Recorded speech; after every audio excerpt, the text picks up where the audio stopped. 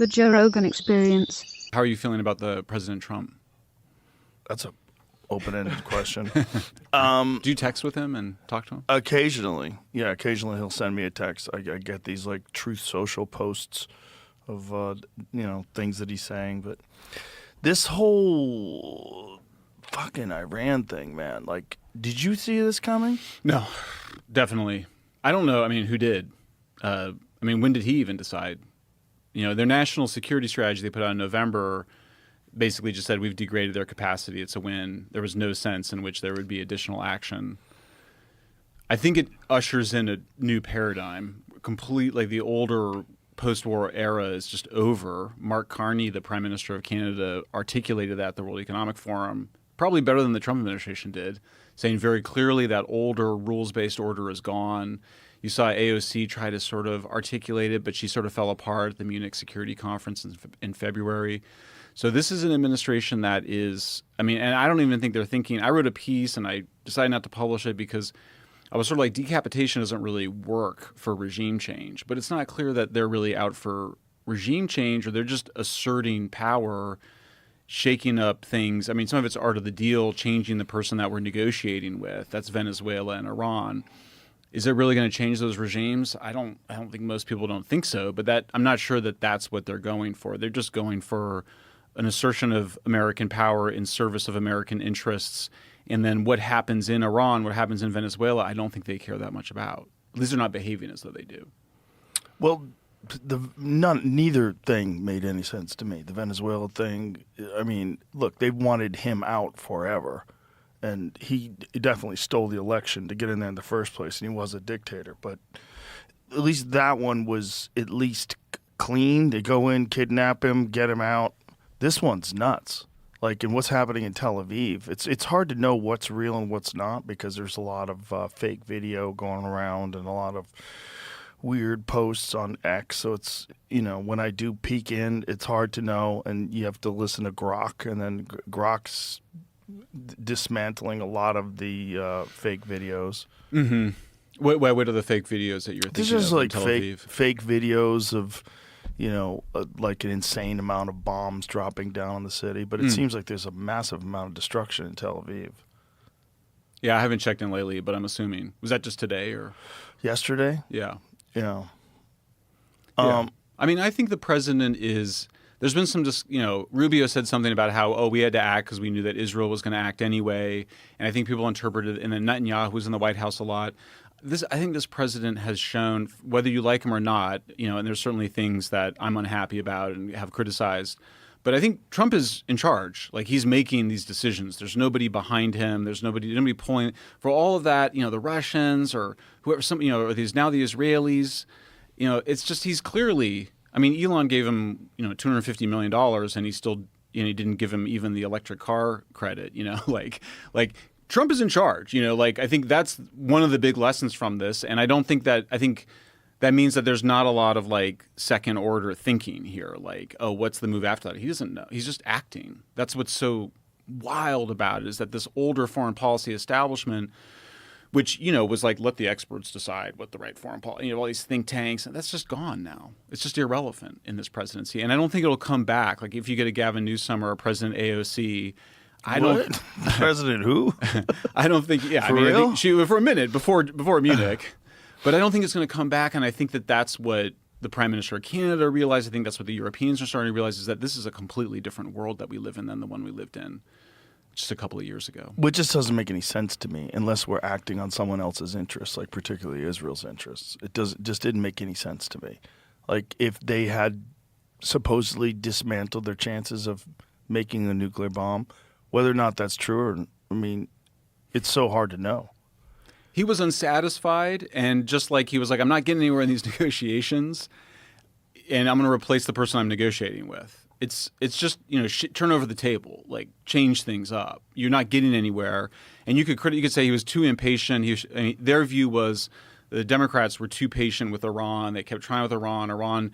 They weren't giving them what they wanted. I'm not defending it. I'm just saying I think that's what explains it. They haven't done a very good job explaining it, because I think that it just sounds to some extent like what it is, which is that they're acting without they're sort of like, well, does it result in regime change in Iran? We don't know. They might say that we want that or whatever, but that's not ultimately. They're not acting on the basis of achieving regime change. But it just seems so insane based on what he ran on. I mean, this is why a lot of people feel betrayed, right? He ran on no more wars and these stupid, senseless wars, and then we have one that we can't even really clearly define why we did it. Well, but he said he's against endless wars. Well, they're Running all against endless wars. Listen, man, they're So- all endless. Well, if Did we you ever put- hear Rumsfeld talk about Iraq when it first happened? Tell me. They were talking about like 6 weeks. 6 weeks. Oh yeah, 6 weeks. yeah. But they put that was ground force, and I know that they've not ruled that out. For me, that would be They have? they have not. Oh, my understanding is I'm that sorry. they've not. Yeah. I thought you said and now. Yeah. Have now. No. But they don't seem eager to go into. I mean, I criticize the Venezuela action because I sort of was like, how are you possibly going to run Venezuela? And then I think a little bit more time passed, and I was like, oh, they're not going to try to run Venezuela. Like that's not what this is. They just wanted to take over the oil. Yeah, and even there, I mean, the oil, it's not significant at any global level.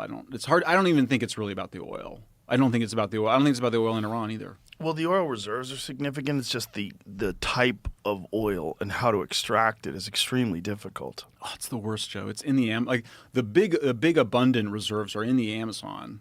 So you're talking about what a nightmare. It's super far away. It's terrible. You had a guerrilla conflict. If you had a guerrilla conflict break out around those oil facilities, I mean, it's already more expensive because you have to heat up that particular type of it's really heavy oils. You have to heat it up to get it out of the ground. Then you have to heat it to transport. It's a total nightmare. And as a conservationist, I would say that would be the last place I'd want to see us getting oil from. There's a lot of other places that have oil. We shouldn't be going into the Amazon. So what, if anything, makes sense to you about this attack in Iran? I don't know that I'm not sure what I think of it. I mean, I don't like it. I mean, the whole older system was that you had this international, the Security Council would have to agree. The Congress would have to agree. That's all gone now. I mean, it's just a totally different. This guy is just acting. He says he's not getting where they want to get in the negotiations with the Iranians. So he says we have some leverage over you, and we're going to use it. Similarly, But clearly, Israel wanted this. Israel has long its time. own motivations, I think. Yeah. But I think it's not quite accurate to say that. I just don't think I think all the evidence shows that Trump is his own man and he is the president, and like literally he couldn't even give Elon the battery subsidy that he wanted. You know what I mean? It's like I get that. But I've never seen a politician act that independently. A president act that independently. So I'm skeptical of. I mean, I think that Rubio was sort of like, well, they were going to attack, and so we had to, there's some of that, but I just think Trump's doing what he wants to do, and we should. You really think it's that simple? Trump's doing what he wants to do. That's Yes. it? Yes. You don't think people are influencing him? Because there's a lot of war hawks around him, right? There's a lot of people that want he had this and Tucker have was in for there, a long right? time. I mean, Netanyahu's in there, but then Tucker was in there a bunch. But do you think Making the case against it? Tucker has the kind of influence that Netanyahu has? Well, I mean, I guess if you just base it on the outcome, then the answer is no. No. But that's what I'm saying. I think he listens to everybody, but I just don't think it's Russians aren't behind him. Israelis. I mean, Trump is. Look what he's been through. I mean, he's got where he is. There's no way he's gonna. They don't have anything on him. That's How my do you know view. that? I don't think they have anything on him. But 'cause how he do you doesn't know behave that? way? What do Well, you- he in what could, way? but I'm not. We don't see any evidence for it. Well, you wouldn't see any evidence until it broke out. Until Sure. they released it. Yeah, and we'll get it. I'm sure we'll get into Epstein, but I mean, I just think when you don't have evidence of something, then you can't assume that it's happening. I haven't seen any evidence. I've seen evidence that Trump is fully independent. With it, particularly this case of Elon, surprised me. I would have thought at a minimum you'd give your largest campaign contributor the one thing he wants. I mean, Doge was something he wanted too, but.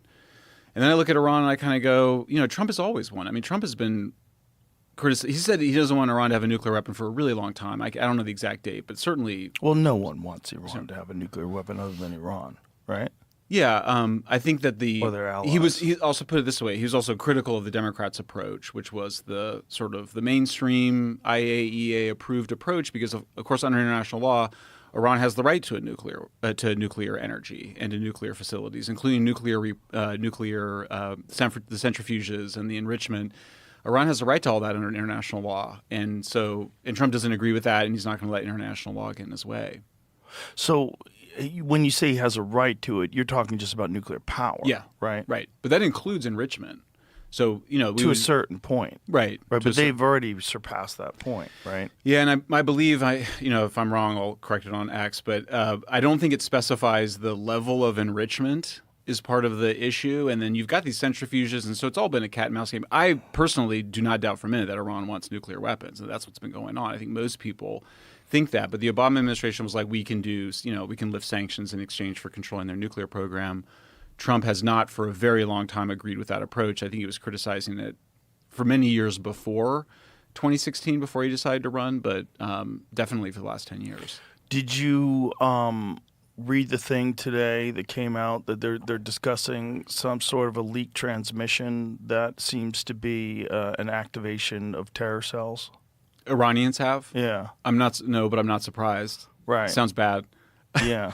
That's one of the things that obviously, that was the first thing I thought of, was like, oh, great, are we going to get a bunch of Iranian suicide bombers in the United States now? It's obviously... I don't know if it's going to be suicide bombers, but I would imagine it would be something a little bit more destructive than that. Could be.